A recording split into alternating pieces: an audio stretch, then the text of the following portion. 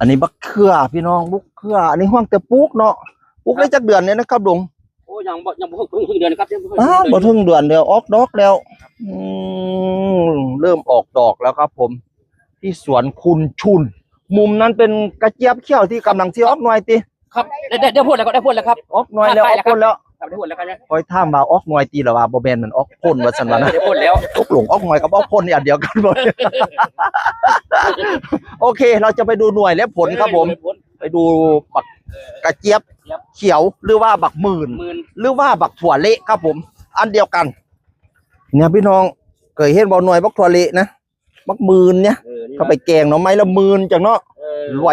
วยเป็นอย่างย่อยก็พี่น้องหลังคนเข้าใจว่าแกงมันบ่บูดมันบูดก่อนเข้าใจว่าแกงบูดบ่บูดเนี่ยเป็นอย่างย่อยนะกระเจี๊ยบเขียวกับกระเจี๊ยบเขียวหรือบักถั่วเละนี่หน่วยจะเป็นอย่างนี้ครับผมนี่นะส่วนอินทรีย์กระเทศอินทรีย์ญ้ามันก็สิขึ้นแน่แต่ส่วนใดเปลี่ยนแสดงว่าใส่อยากให้ญ้าหลายเก่งอันนี้ส่วนของก็สิมีอยากให้มีญ้าป่นแน่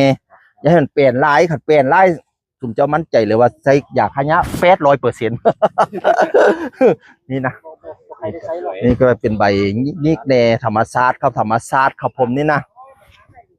กำลังจะออกหมากออกผลนะครับสับหญ้าสับเอาสับหน้าสับขาเอานะประมาณนี้ครับประมาณนี้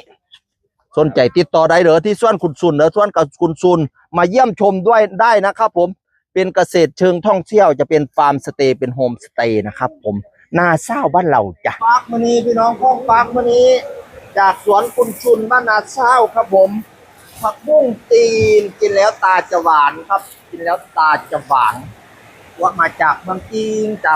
มาอยู่เมืองไทยต้องกินผักบุ้งจีนครับผมอันนี้บักถั่วเละหรือว่าบักบืนหรือว่ากระเจี๊ยบเขียวครับผมปลามาให้ลายเทเพราะสิเพชรจะได้กินเบือดพี่น้องกระเจี๊ยบเขียวครับกระเจี๊ยบเขียวที่สวนลุงชุนเองปักหุงบ้านเราครับกินแล้วจะหุงเลี้ยงครับผมปักหุงครับปักหุง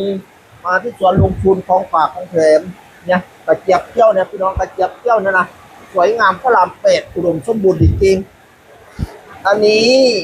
กระท้อนทรงเครื่องครับกระท้อนทรงเครื่องต้องเก็บมาไล่ใช่ปะใช่ค่ะของฝากจากใช่อันนี้บะเบิดยาครับตะไคร้ครับตะไคร้ขึ้นใช่ขึ้นชายครับขึ้นชายร้านเครื่องที่ขิงดิวตี้ค่ะเลือดร้านอย่างก็ครับผมที่ขิงดิวตี้อยู่เชียงคานขอบคุณกระท้อนทรงเครื่องจากที่ขิงดิวตี้เชียงคานครับขอบคุณหลายๆครับขอบคุณหลายๆครับผมกระท้อนทรงเครื่องกระทกโลกครับกระทกโลกพันสายน้ำผึ้งหวานทุกลูกครับผมกินแล้วจะตื่นตกติดใจไม่อย่างแจ้งค่อยบอกถึงแจ้งค่อยถึงแจ้งโคตรแข่งกันคนโตครับผมคนโตครับผมขอบคุณ